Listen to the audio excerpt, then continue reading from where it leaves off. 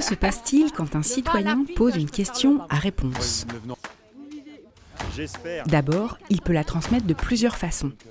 Directement sur le site web ou lors d'une rencontre avec l'équipe de réponse pendant la campagne annuelle menée entre mai et juillet. Aujourd'hui, quelqu'un a posé cette question. Comment renforcer la surveillance de la pollution de l'air? La demande arrive ensuite dans les locaux de réponse où elle est répertoriée et analysée. La question a déjà été posée? Alors une réponse existe déjà et l'équipe peut transmettre les informations à l'habitant. Mais si la question est nouvelle, commence alors un véritable travail de recherche. Le rôle de réponse, identifier les bons acteurs pour y répondre.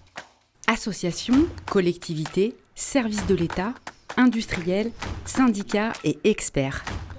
Réponse mobilise tous les acteurs du territoire pour répondre aux citoyens. Analyse de données, réunions, échanges, enquêtes de terrain.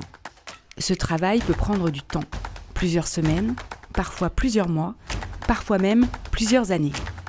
Réponse construit alors une réponse claire et accessible, publiée sur le site internet du dispositif. 100% des questions trouvent réponse et des actions concrètes sur le territoire.